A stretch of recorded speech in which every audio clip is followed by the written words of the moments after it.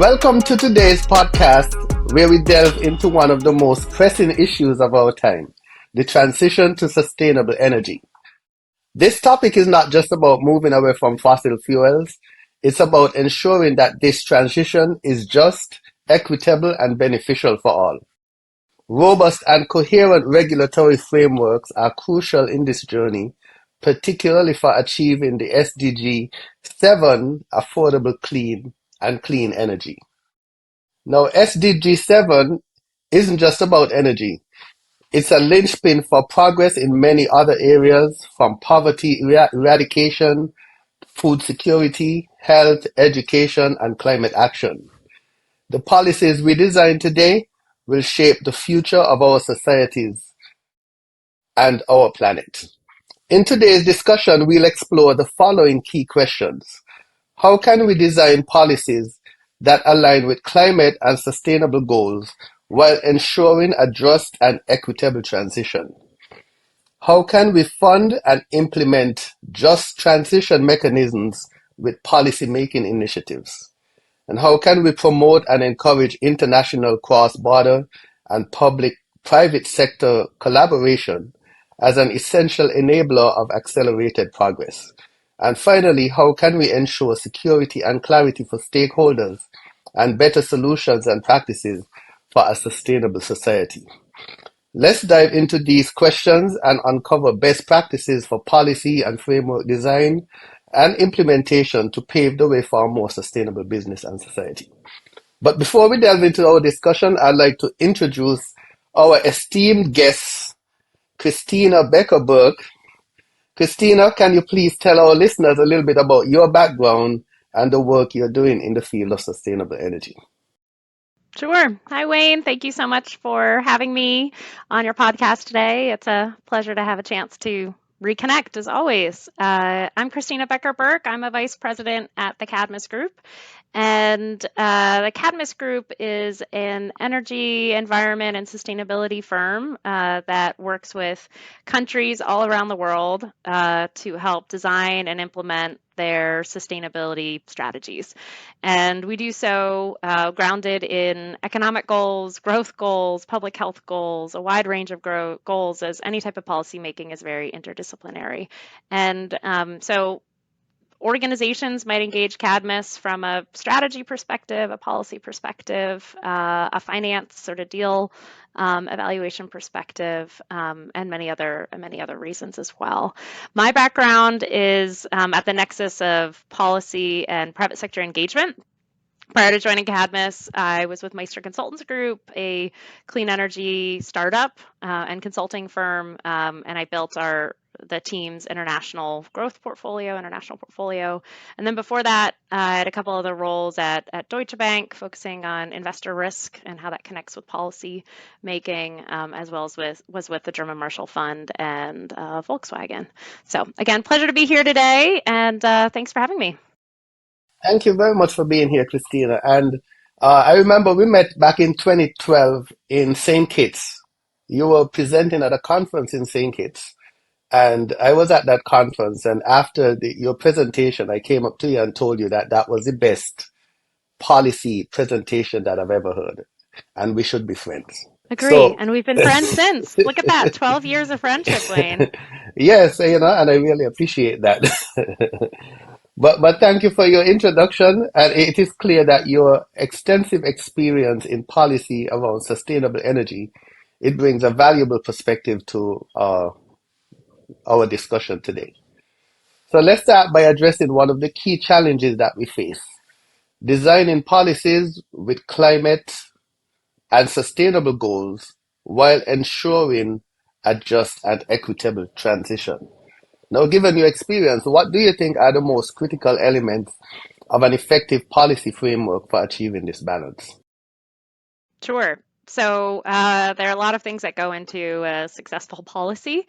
And as I highlighted to you, Cadmus works and I work sort of at that intersection of translating a big picture vision or helping a country or a client or an organization. It's oftentimes an agency as well. Sort of develop that vision and then translate that into a policy, and then help define and develop the programs that they might need in order to be able to successfully implement that policy or achieve the goals associated with that policy.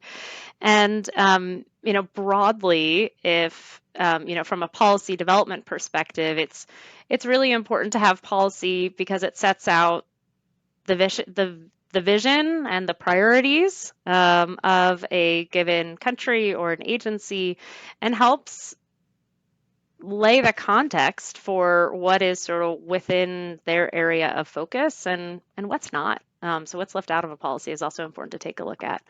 Any successful policy is going to be a policy, like from a policy development perspective, it's going to be a policy that considers the needs of the stakeholders. And some stakeholders are much more active and vocal than others. And the successful policy design process is going to engage residents, low income and disadvantaged groups, marginalized populations, or those who typically don't engage, the business community, the nonprofit and sort of community interest groups, as well as also think about outside investors and how a given policy shapes the market that they're in. And a good policy is going to balance the needs and the priorities, which are often in conflict across those stakeholders, and look at the intended and the potential unintended consequences.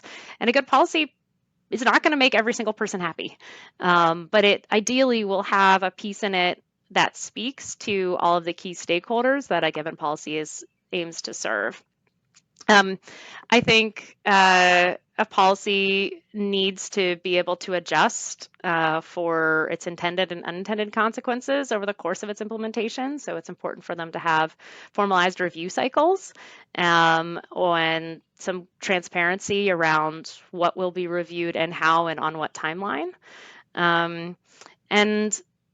I think as it relates to balancing climate and sustainable development goals and ensuring just and equitable transitions, it's really key to understand the perspectives of the most vulnerable groups, develop some specific actions that will support those groups, and ground them in the economic realities that a policy also can't do everything, and that there might be some near-term costs and long-term costs that are associated with supporting some of the most vulnerable groups, and that there has to be some sort of a mechanism to recover those costs, but in a way in which it doesn't place too much of a burden on those who aren't disadvantaged. And I think that ends up being sort of one of the core challenges for policymakers, is thinking through how to finance it and then how to balance and rebalance the cost of implementing such a policy.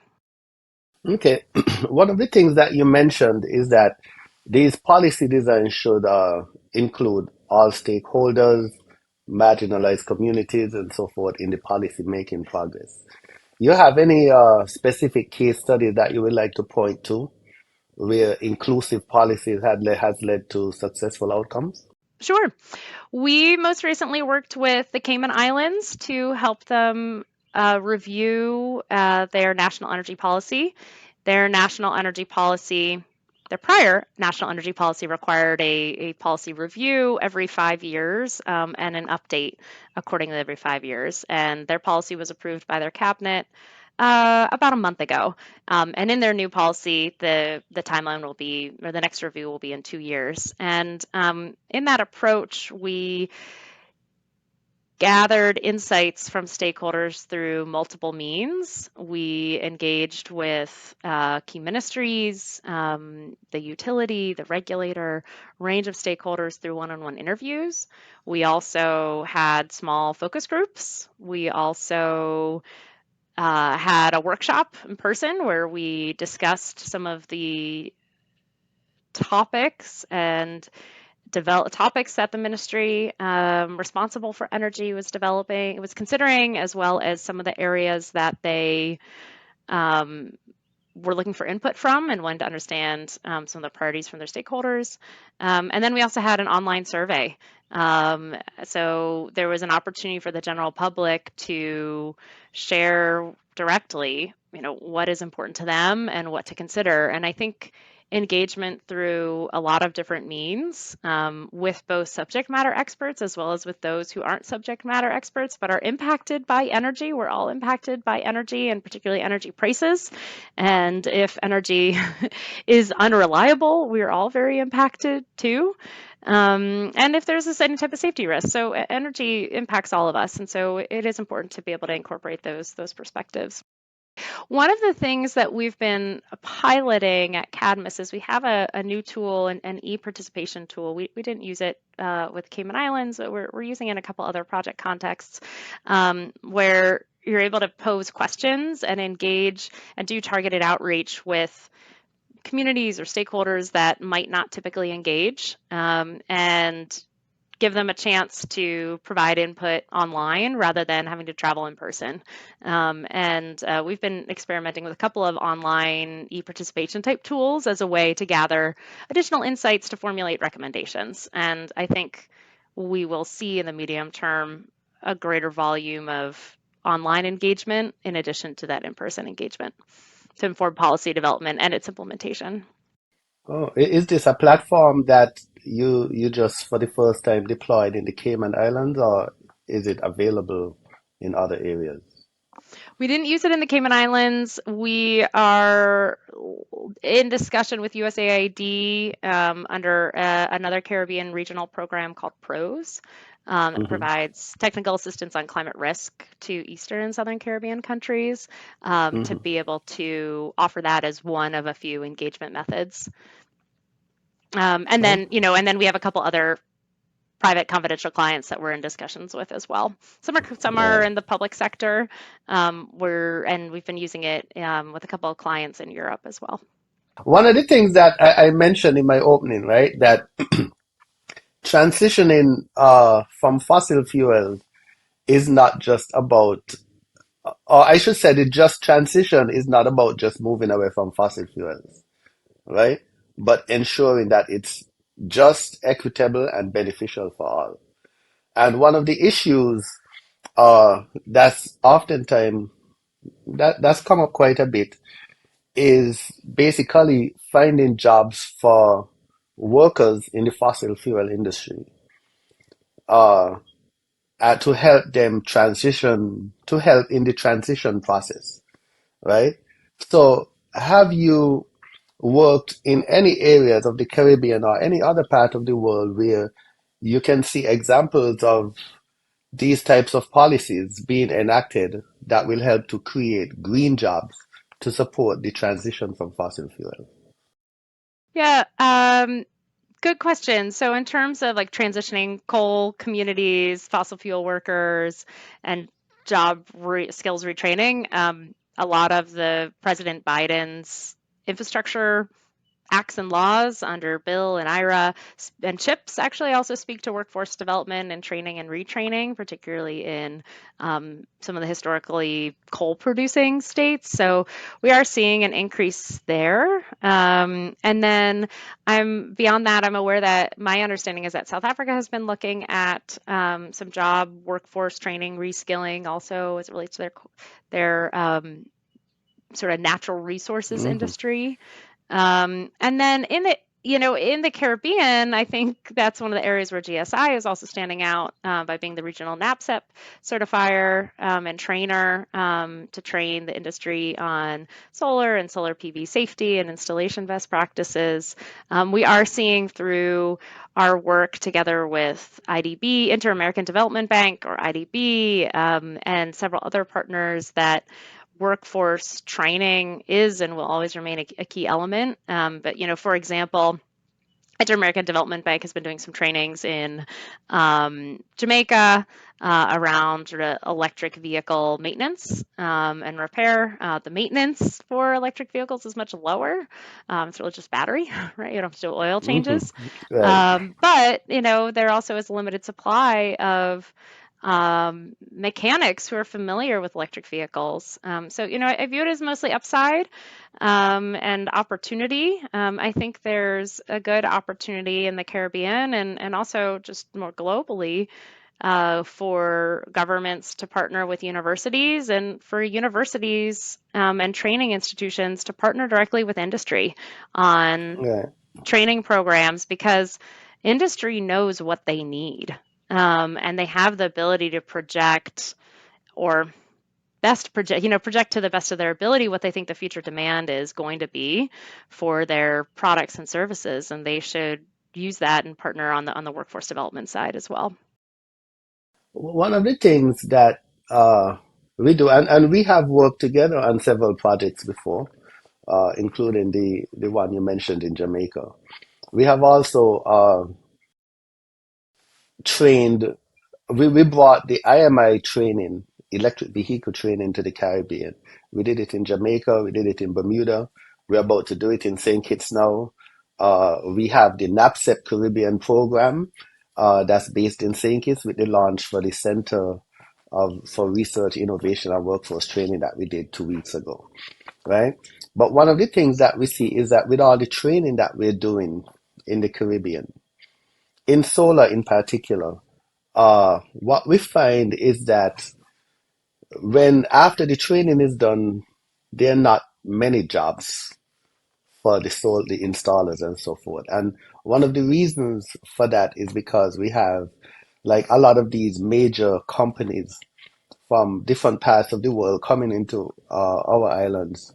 They have the financial backing and so forth, so they get the jobs, they get the contracts, but then they don't really hire the locals much.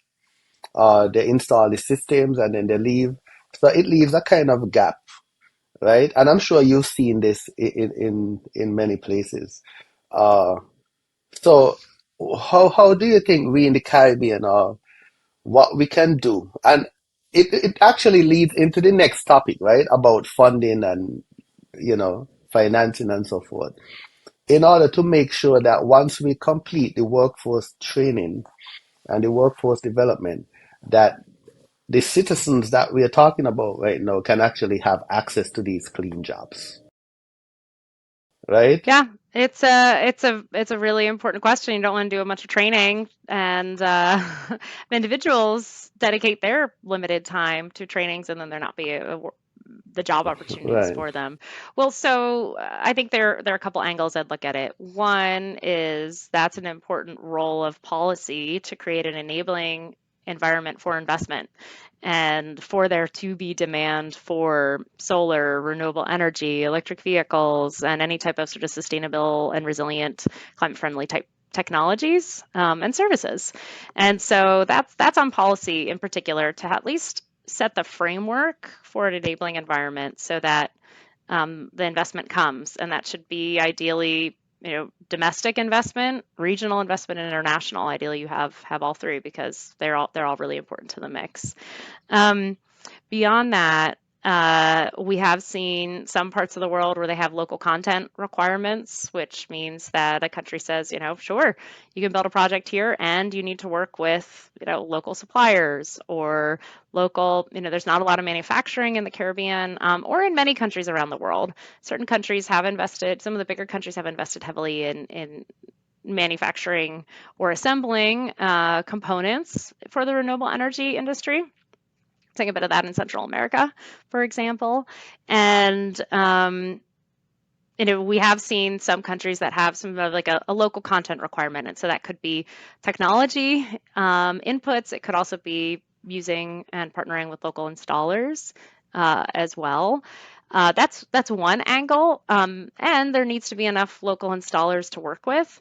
One thing that I think is worth doing that countries can think about and that national and regional energy associations can think about is assembling a booklet of these are the available sort of trained, vetted installers. And this is who they are. This is their background. These are their credentials. These are some of the projects they've worked on. It can be hard to find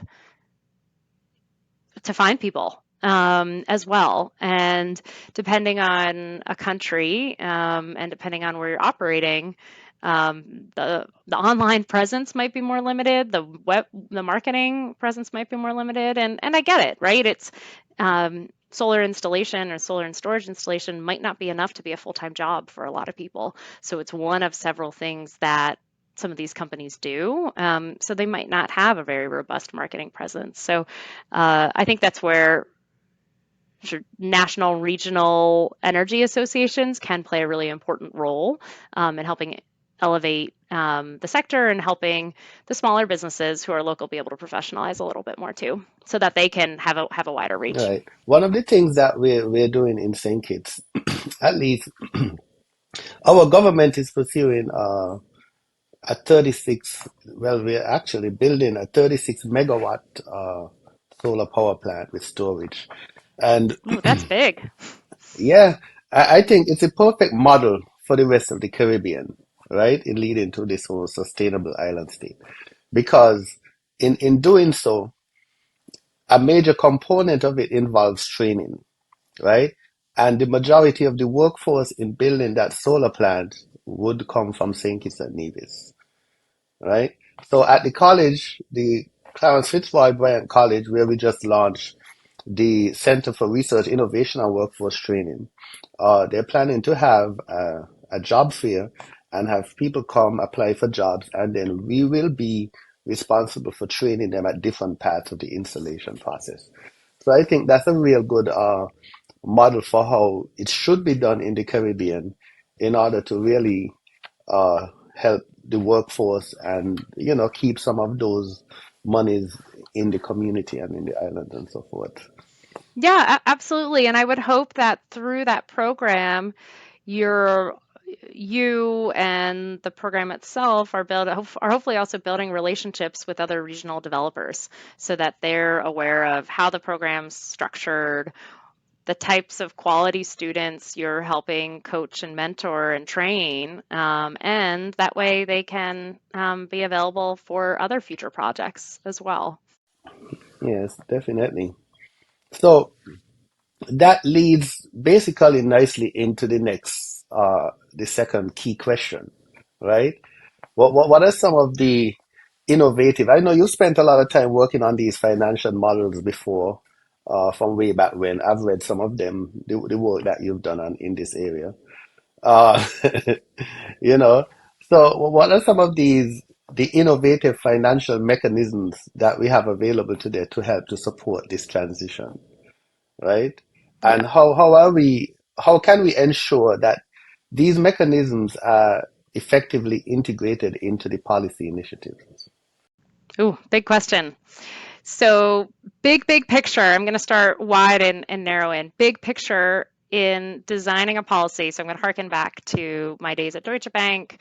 We oftentimes talked about TLC, transparency, longevity, and certainty. TLC as being a key element in any type of policy design. So, a policy should be transparent. It should be clear what its goals are, what's within scope, what's not within scope, and how it is going to, achieve the goals it's trying to achieve. And it should offer some transparency on, will a given policy be reviewed and what is the cycle for review and what is within scope for review. So that's sort of the transparency piece. The longevity piece is that it should make it clear if there's a sunset date and what that sunset date is, or if it's into perpetuity and the plan is to review and refresh a policy on an ongoing basis. Longevity is really important for any type of investor, whether they are domestic, regional, or international. Without longevity, there's not enough certainty, which is the C within TLC. And anyone who's going to spend their money wants to know with some certainty that the policy is going to exist in the future, that rule of law will be upheld, so that there are mechanisms if there's an issue, also for recourse if needed, and that they will be able to have at least enough a level of risk that they feel certain enough that their investment is going to be worthwhile. So that's kind of the big picture. TLC, transparency, longevity, and certainty being key elements, I think, of any strong policy design, as well as with the program. So if you talk about some of the different financing programs, right, you could look at a program such as a net billing program, wherein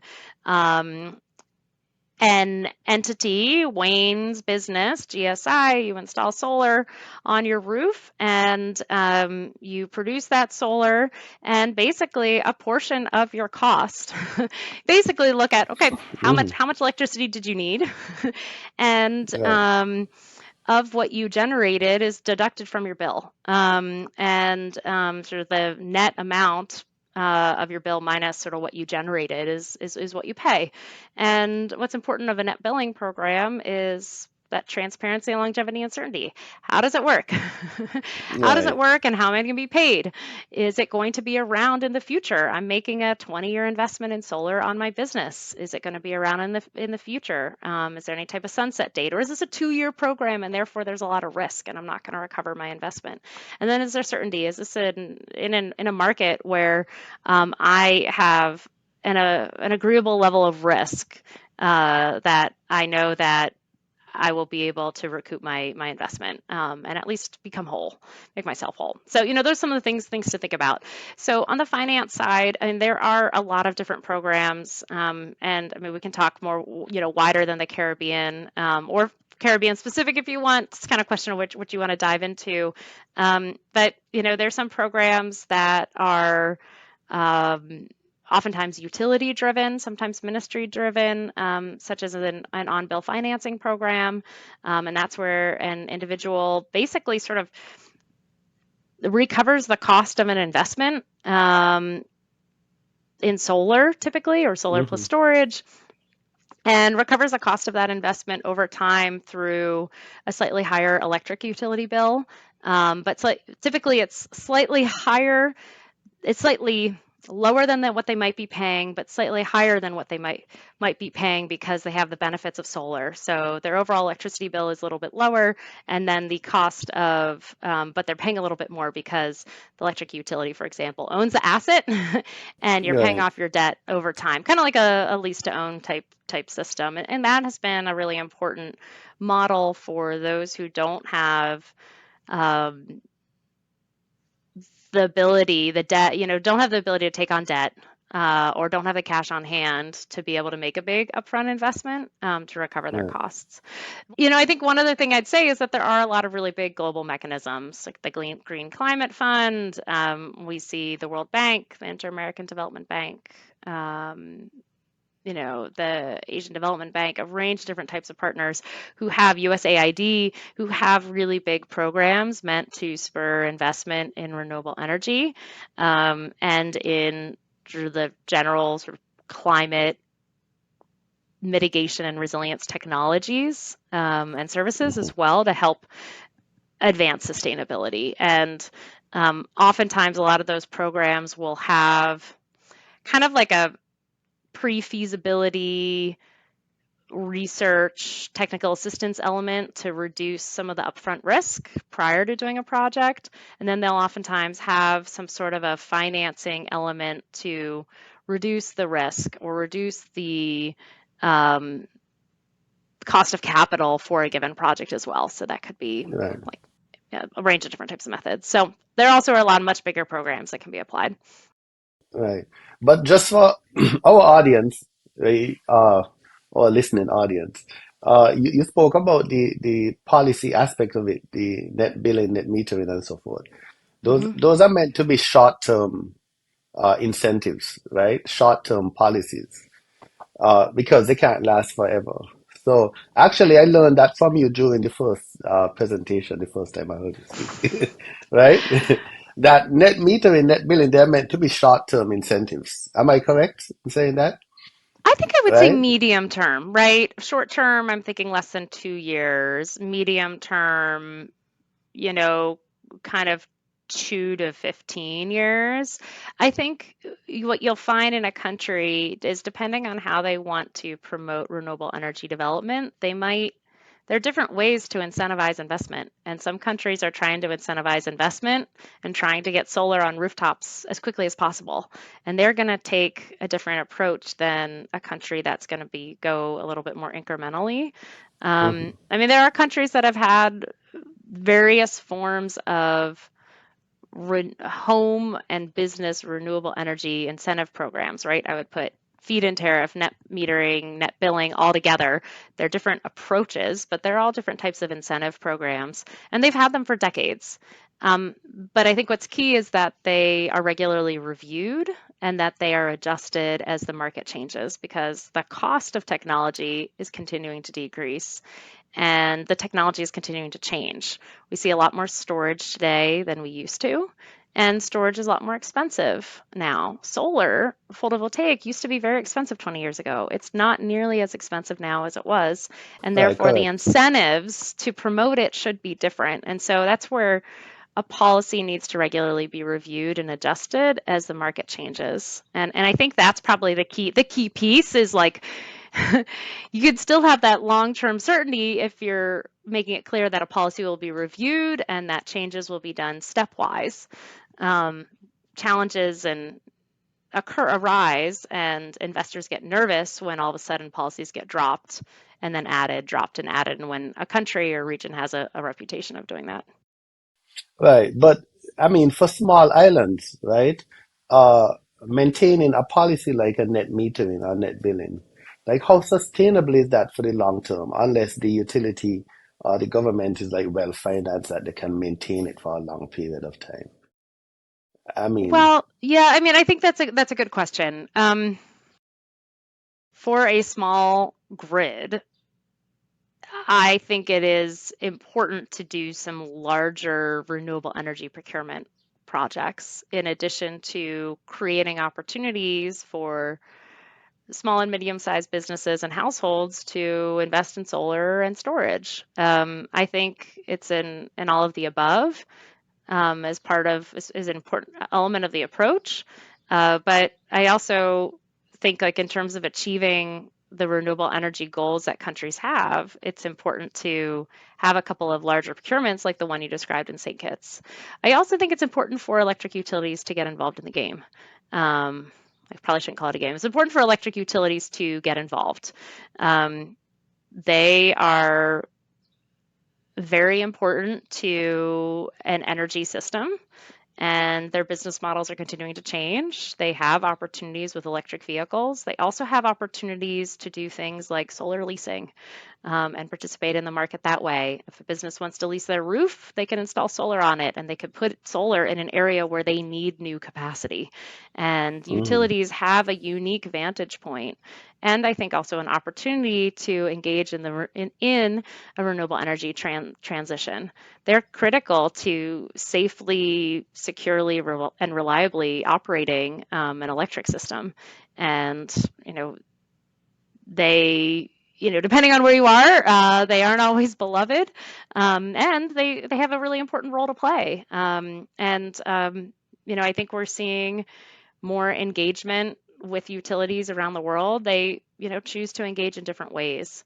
In Jamaica, we're seeing more engagement from the national utility, JPS, particularly on the electric vehicle side.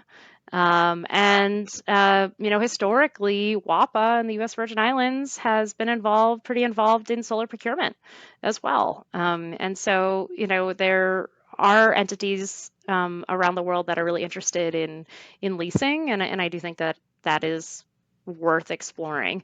Again, there is a role for independent power producers and developers to play in the market, so some sort of parameters are necessary, so that the utility doesn't just have a monopoly over renewable energy development, or the larger projects in a given jurisdiction too. So again, there's balance, like we've highlighted at the outset. Any type of policy is not going to make everyone happy, but it's going to have something in there for everyone or for all the key stakeholder groups. And I think that's where that balance has to be reviewed regularly and adjusted accordingly.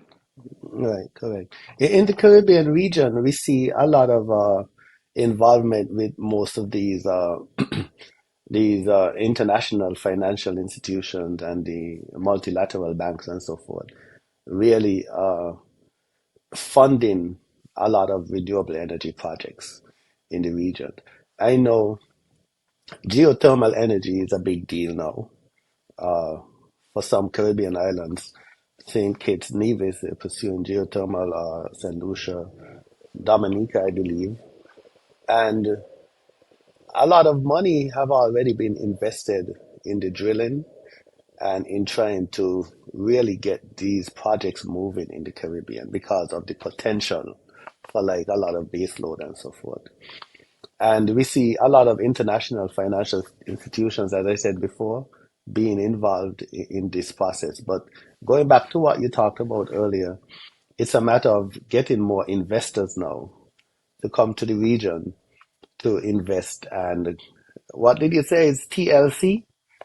Yep. Is that what you call it? Transparency, longevity, and certainty. Right, right, right. So in some places there's some uncertainty still, Yep. but I think for most part, most of the islands and the utilities too are really like getting more involved and trying to pursue more renewable energy for these islands, Yeah. you Yeah. know? Absolutely. And I think I'd be remiss not to highlight the work that our companies have been doing together in partnership with Yes, USAID, University of the West Indies, Mona campus, and a suite of other partners such as Wigton Wind Farm, WRB Energy, and several others.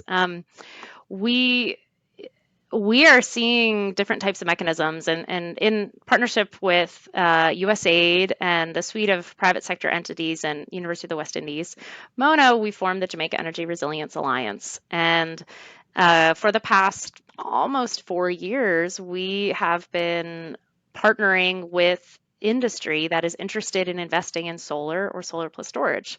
And we do that by providing free technical assistance because a business in the food manufacturing space does not specialize in energy management, and they don't specialize in solar and solar PV. And right. it's reasonable for them to want to have a neutral party to help guide them through the process. And that's what we've been doing through the Jamaica Energy Resilience Alliance and in partnership with USAID.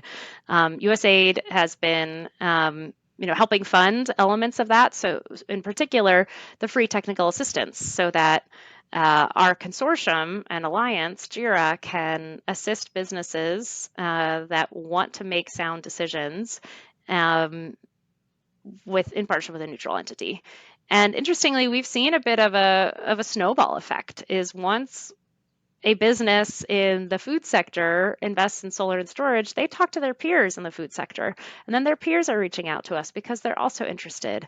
And we have a couple of hotels that have invested in solar and storage. And now we have a couple more that keep reaching out to us. And you really can't underestimate that the power of friends, peers, competitors making a business decision and sharing how it works and what worked well and what they Mhm. do differently. And when they have a positive experience, then things do continue to grow. And I think there are opportunities to take elements of this program and apply it to other countries, other regions. We've done so in other places. We did something similar in India.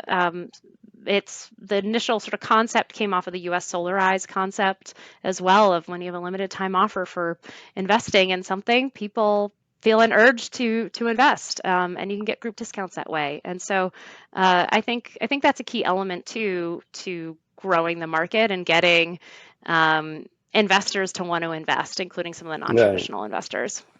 right. You were in Jamaica a few weeks ago for the closing ceremony, I think, for the Jamaica Energy Resilience Project, the Yeah, for USA funded ribbon cutting. project that you do. Yes, Yeah, yes, yes.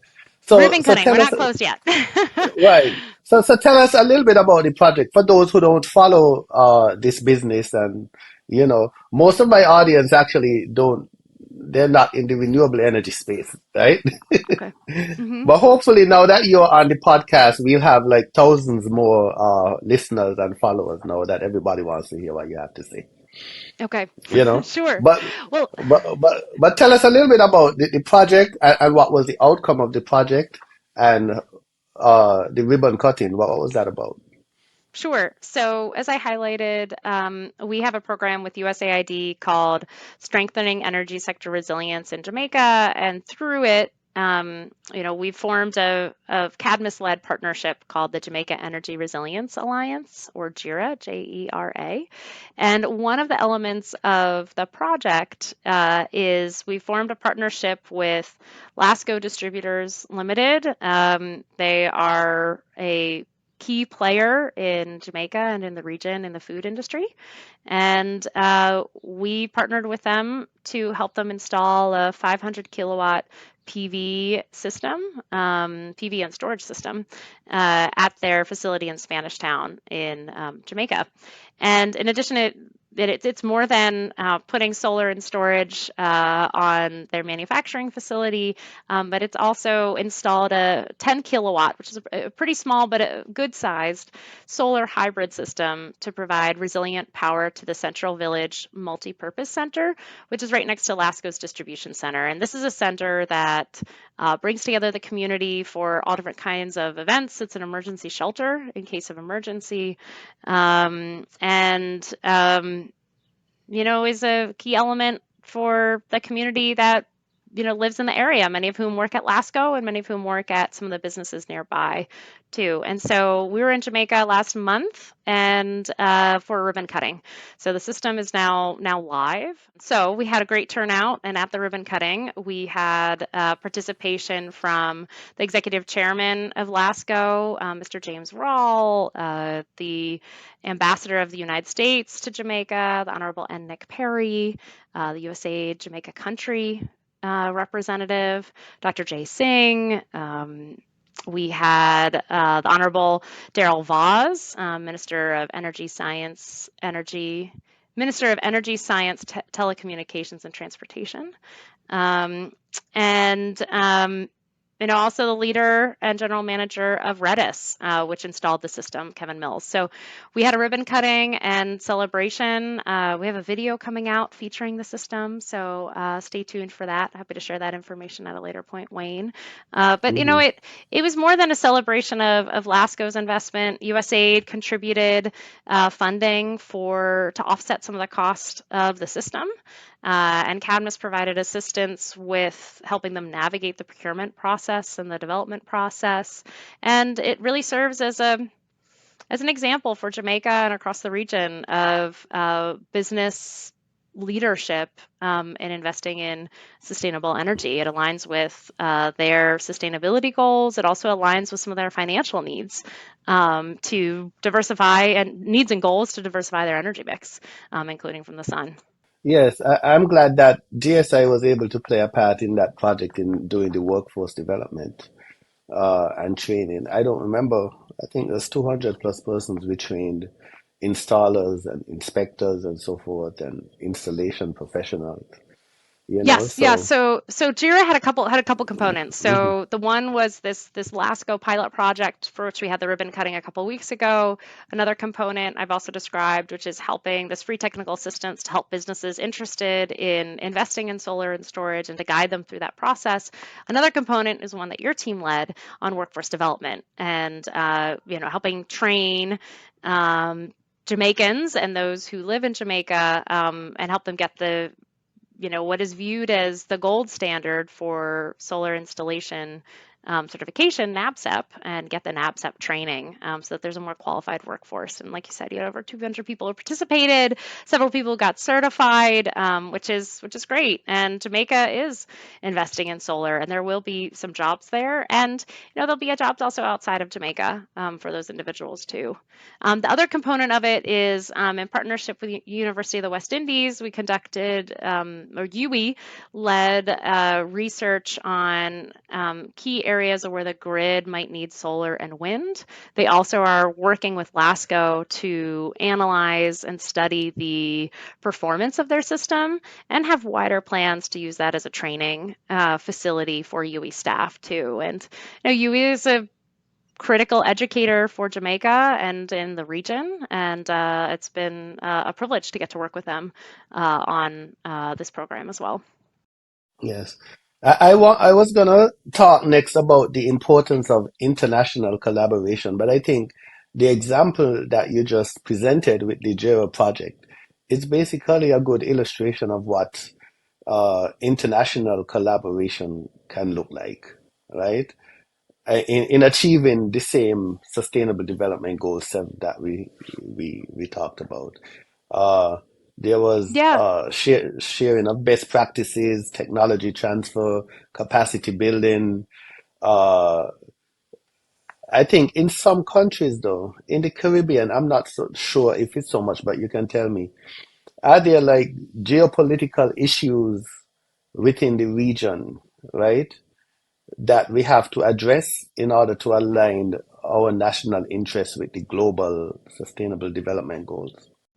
I Yes, know in different, there definitely are. yes. That's a Go tough ahead. question.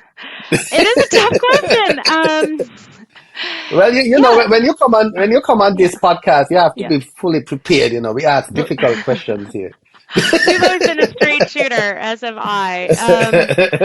Yeah, so the answer Uh, is yes. And there always have been, there are today, and there always will be in the future. And right, like countries that have, a lot of fossil fuel resources want to be able to develop them. They want to be able to pass on, if they are more affordable, they want to be able to pass on the benefits of lower cost energy to their residents, to their businesses, because it makes them more competitive in a global market from a manufacturing perspective.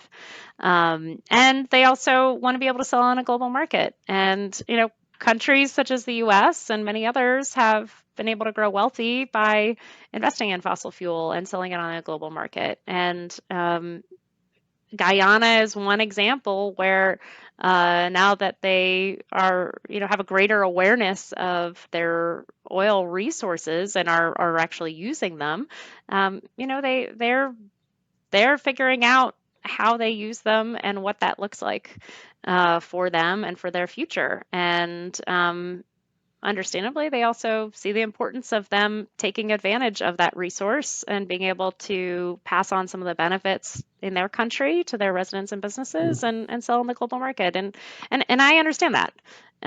And I think it is a missed opportunity if, and I'm not picking on Guyana, on any country, if right. in developing, um, if a country doesn't look at ways in which they can make long-term decisions that will result in a more sustainable future. And right, it's better to build a building that's more resilient and is going to last a stronger storm today than Hmm. having to rebuild it. Those Definitely. assets are really valuable. And so thinking through, even if something costs just a little bit more, making a slightly bigger investment to have a longer term infrastructure security stance does make a lot of sense. So yes, there are a lot of geopolitical challenges, and one of which is some countries in the region have oil and gas resources and others don't.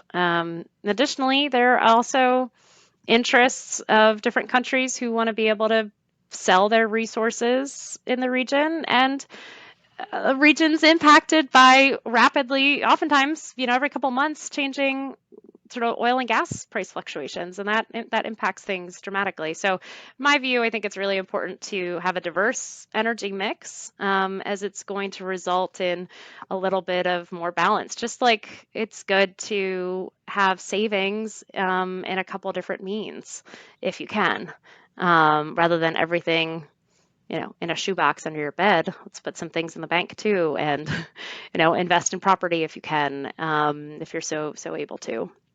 So, and our final point, right? I want to, our last key question.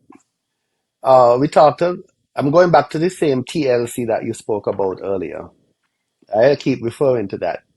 Uh, how can we ensure like security and clarity, like for our stakeholders, like, and better solutions and practices and so forth? Or maybe if I ask the question another way, how can clear regulatory signals and stakeholder engagement improve the effectiveness of our energy policies? Good question. So, uh, it is important for government to engage with their stakeholders, even when the conversations are uncomfortable. Uncomfortable conversations aren't fun. And individuals have important points to make, and they have a right to be heard, and they should be heard. And it's important to be mindful of, you know, the loudest voice should not necessarily equal the most attention. And so knowing how stakeholders fit within the context that you operate, but also trying to be as unbiased as possible, because it is important to hear those different perspectives. So, I mean, I think today's expectations, to generalize, is that the public wants to be heard, they want to engage, and their opinions matter. We're seeing a lot more engagement from youth than there has been historically, and we're seeing this all over the world. And they want to be heard, and they don't have the ability to vote today. And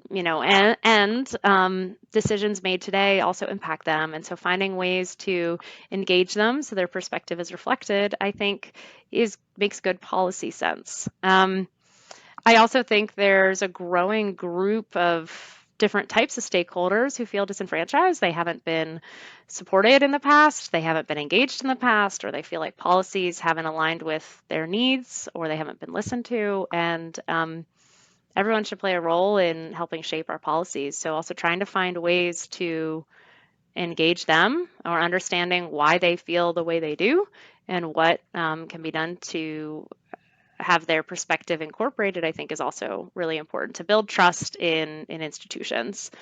That was one element from the stakeholder. So you were asking about the stakeholder piece. There was another element Yes. around policy making that I am missing. Uh, Around better solutions and practices for a sustainable society. Okay. Yeah. So I think you can get to better solutions by having more robust stakeholder input. And ultimately, like, the role of experts can't be underestimated either. There are people who have built, really robust careers in the energy sector and the sustainability sector, and who have seen what others have done and learned along the way. And I think that expertise is really important, and can and usually is, but should be considered to develop robust policies that are impactful. Beyond that, we've talked about TLC. I guess I would foot stomp again the importance of policy review, and having a clear review cycle, and communicating what will be reviewed, and having mechanisms for input along the way. Okay, thank you very much. So, Christina, thank you very much for your valuable insights today. And it's clear that achieving a just and sustainable energy transition requires comprehensive and collaborative efforts. So, by designing inclusive policies, mobilizing innovative funding mechanisms, fostering international cooperation, and ensuring clarity for all stakeholders, we can make significant strides towards achieving our SDG 7 and beyond. So, before we close off, I'm going to leave the final word to you. Great. I think I would say, Wayne, GSI team, thank you so much for hosting me today. Our organizations have had a lot of fun and impact working together over the years. And, I think there are a lot of interesting lessons learned from policies all around the world. And so countries, individuals who want to engage on the policy side, it's worth taking a look at what other similar jurisdictions have done, what they've learned along the way. And hey, if you're not a policymaker and you have an opinion, I would say don't think twice about sharing what your opinion is with your elected officials or your political staff as well. Thank you very much for tuning into today's podcast. Make sure you stay connected with us for more discussions on sustainable development and energy transition. Until next time, let's continue to drive progress towards a sustainable and equitable future.